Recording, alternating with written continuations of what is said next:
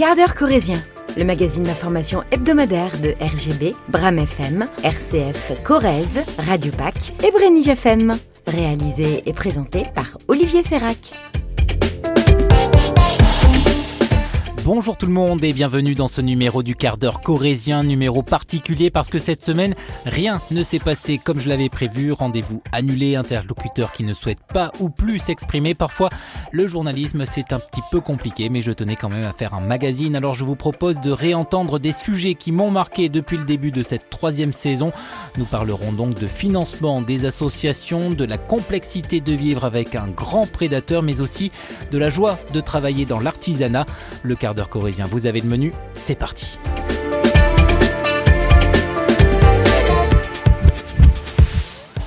Les débats avancent à l'Assemblée nationale, débat pour voter un budget pour l'année 2026. Mais cette situation a des conséquences dans le monde associatif, un secteur obligé de naviguer à vue, sans savoir si les actions menées au cours de l'année pourront être reconduites ou non l'année prochaine. Alors ces associations courent après l'argent, de l'argent public en montant chaque année des dossiers de demande de subventions, mais aussi de l'argent privé, que ce soit sous forme de dons, de mécénat ou encore d'opérations de sponsoring. Et parfois ces dons sont comme tombé du ciel et c'est ce qui est arrivé en octobre dernier pour l'association SOS Violence Conjugale, association qui fête ce mois-ci ses 35 ans d'existence en Corrèze et en octobre donc elle a reçu 1200 € de la part d'un collectif féminin constitué de 26 chercheuses spécialisées dans le domaine du nucléaire et plutôt que de se diviser en 26 cette dotation, ces femmes ont préféré en faire don à l'association corrézienne. Stéphanie Paolini est médecin du travail chez EDF. Elle fait partie de ces 26 scientifiques. Alors, il était normal, selon elle, de faire don de ce prix. Ça nous semble dans le même état d'esprit que la nécessaire visibilité des femmes dans leur métier et de la nécessité de se battre pour être à certains postes. Absolument essentiel d'assurer déjà le premier niveau de l'existence, c'est-à-dire pouvoir vivre chez soi en sécurité, en sûreté, pouvoir donner un toit sûr à ses enfants. C'est absolument essentiel pour qu'une femme puisse ensuite avoir un métier ou puisse faire des études. C'est le b.a.-ba, c'est de pouvoir déjà vivre sereinement chez soi. Ces 1200 €, Georgette Chastanet, la présidente de l'association, sait déjà à quoi ils vont servir. Ça va nous payer 2 mois de loyer, ce qui reste à la charge pour l'association que 10 mois pour 2025. Et pour cette femme de combat, recevoir un tel don est plus qu'un symbole. Vous vous rendez compte, la sororité, là, ça vient de femmes. Moi, je suis extraordinairement reconnaissante à ces femmes. Elles ont travaillé pour avoir ce prix et elles nous le redonnent. Eh bien, bravo, je dis merci.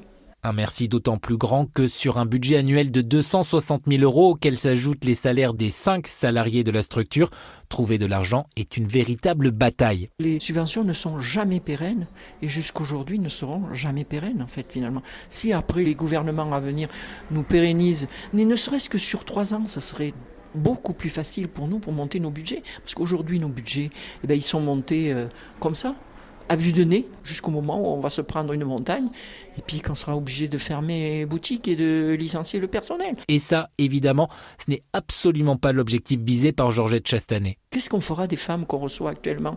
Nous en avons reçu 550 l'année dernière, nous avons fait 600 signalements d'enfants. Qu'est-ce que vont devenir ces personnes si un jour on est obligé de fermer boutique ? Puis je refuse ça. Je refuse ça parce que c'est ce que j'ai vécu pendant 15 ans. Donc je n'admets pas qu'on nous laisse tomber comme ça. Et dans ce contexte, elle a vraiment l'impression d'être abandonnée. L'année dernière, on est sorti avec 11 000 € de déficit. Cette année, sur la justice, il nous manque déjà 9 000 €. Sur la mutualité sociale agricole pour la ruralité, il nous manque 2 000 €. 9 et 2, ça fait 11. 11 et 11, ça fait 22. Et je ne peux pas laisser filer ce déficit, moi. Sinon, j'envoie l'association dans le mur. Et ça, je ne le veux pas. Je refuse carrément d'envoyer l'association dans le mur. Parce que c'est nos salariés et ce sont les femmes qu'on reçoit, les enfants qu'on reçoit aussi. Et parfois, il faut dire aussi qu'on reçoit des hommes. L'année dernière, on a reçu 18 hommes, je tiens à le signaler. Des victimes reçues chaque jour, écoutées et suivies par les 25 bénévoles de l'association, soit en équivalent salaire 52 000 €. Alors si vous le pouvez, vous pouvez faire parvenir vos dons auprès de l'association basée à Brive, au 11 rue Normandie-Niémen. Le loup est en Corrèze depuis plusieurs années maintenant. Sa présence est certifiée tant par les éleveurs que par les services de l'État ou encore les associations environnementales. Mais une présence qui crée des crispations, notamment sur le plateau de Millevaches où le loup s'attaque aux troupeaux de brebis. Malgré la présence de filets de protection, une situation difficilement gérable pour Baptiste Emma. À 38 ans, cet éleveur a subi plusieurs attaques cette année, dont une sur l'un de ses veaux. Le veau qu'on a trouvé, il était encore vivant. Il avait peut-être 15 impacts de crocs sur les fesses, il avait une patte cassée. Voilà, ça fait mal, qu'est-ce qu'on fait ? Ça reste quand même nos animaux, hein. Il y a plein de personnes qui ne comprennent pas qu'on les élève pour en faire de la viande. Mais enfin, tout le temps qu'ils sont chez nous, on a intérêt à ce qu'ils soient bien, qu'ils soient en bonne santé et qu'ils se portent bien, quoi. Donc encore une fois, le loup... Moi, peu importe qu'il soit là, ça me dérange, je m'en fous, quoi. Mais qu'il attaque nos bêtes, c'est un vrai problème.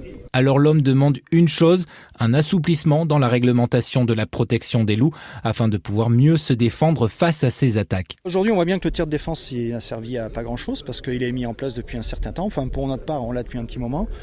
Les louvetiers font ce qu'ils peuvent, mais le résultat aujourd'hui, c'est que depuis 1 an et demi, il y a eu 0 loup tué sur le coin. Les dégâts n'ont pas arrêté d'être exponentiels.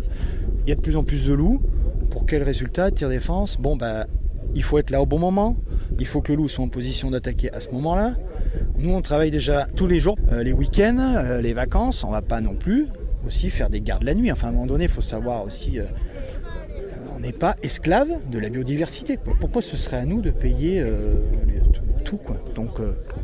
Voilà. Aujourd'hui, il faut que l'État prenne ses responsabilités et qu'il abatte le nombre de loups suffisant, qui soient en cohérence avec la réalité du terrain. Et s'il y a 2000 loups, s'il faut en prélever, s'il en faut 500 pour qu'ils se préservent, on en garde 500. Tout ce qui dépasse, voilà, c'est malheureux. Mais je pense qu'aujourd'hui, la seule solution qu'on a pour l'instant, je pense que c'est celle-là. Si demain on trouve une solution qui convient à tout le monde, pourquoi pas. Mais là, tout de suite...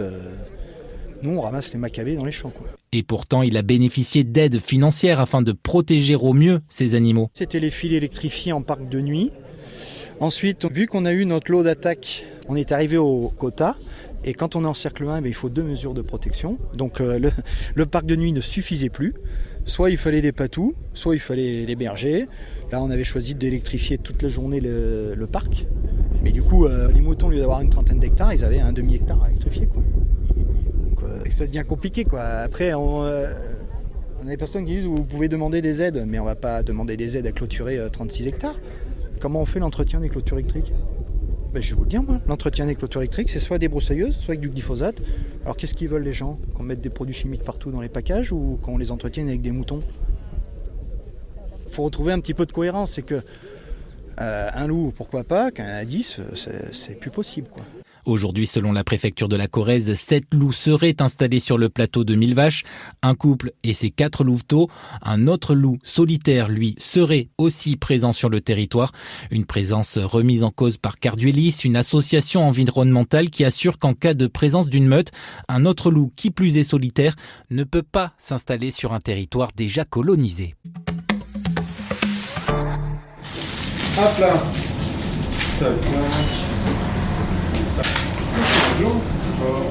Voilà, nous y sommes dans une petite boutique où une véritable bibliothèque de fromage vous fait face. Et entre les vitrines réfrigérées et son bio virevolte Mathieu Tullier, fromager au Bois d'Amaltais à Brive-la-Gaillarde, et vice-champion de France 2025 et vice-champion du monde des fromagers 2025. Un titre qu'il a donc remporté à Tours lors d'un concours international et où Mathieu Tullier faisait face à 18 autres concurrents.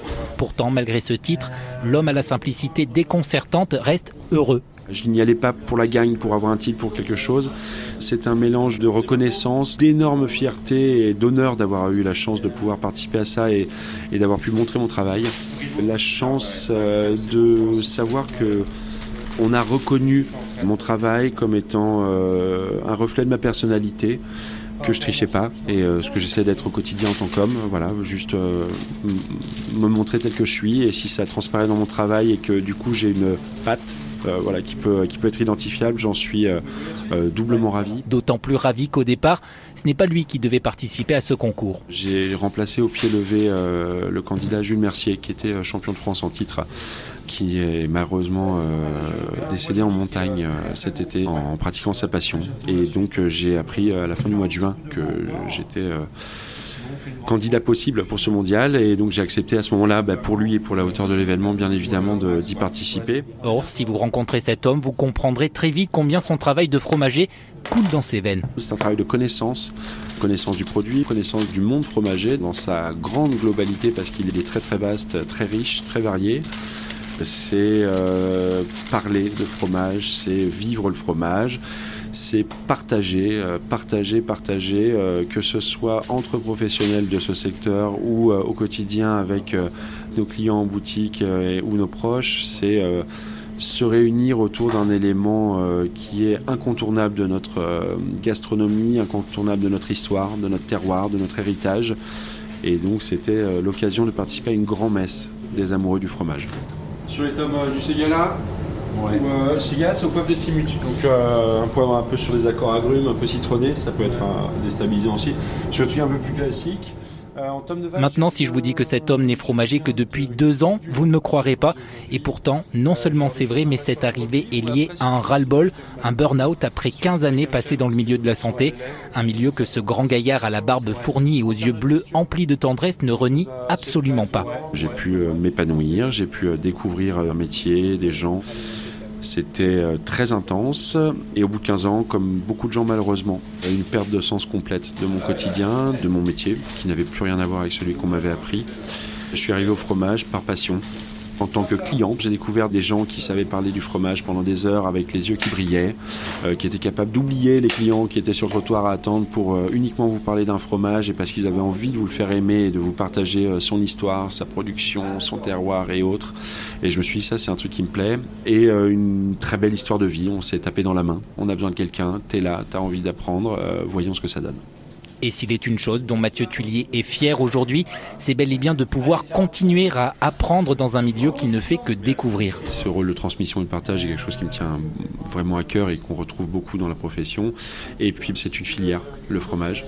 C'est un panel de professions gigantesque. C'est un producteur de lait qui va alimenter un producteur de fromage, qui va alimenter un secteur de transport, qui va alimenter des grossistes, qui va alimenter des gens qui sont aux achats, qui vont aller chercher les produits, qui vont faire du sourcing, des petits producteurs. C'est monumental. Mon boulot, il est d'autant plus formidable. J'ai pas à me forcer pour raconter des histoires.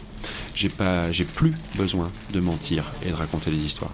Parce que je peux parler de produits qui parlent d'eux-mêmes. Je peux raconter des histoires que je connais parce qu'il y a des producteurs, parce qu'il y a des humains derrière, parce qu'il y a des gens, parce qu'il y a un souhait de partager autour d'un produit ancestral millénaire et qui fait notre histoire en France et notre renommée internationale, le fromage. Et donc je ne peux que vous inviter à aller découvrir ces artisans au bout de votre rue, loin des centres commerciaux. Tous ne sont peut-être pas vice-champions du monde, mais tous ont cette passion des êtres humains qui travaillent ensemble pour faire que notre société marche encore sur ses 2 pieds. Je vais avoir des choses sympas sur la brebis ou après si tu veux finir avec un chèvre, si tu veux l'ensemble des laits, éventuellement ça peut. Ce serait pour soi aussi. Ouais. Madame Ponchot, si tu veux finir avec un chèvre. Voilà, c'est la fin de ce quart d'heure corrézien. Merci à toutes et tous pour votre fidélité. On se retrouve dans une semaine pour un nouveau numéro, mais d'ici là, je vous souhaite de passer une très bonne semaine en Corrèze ou ailleurs.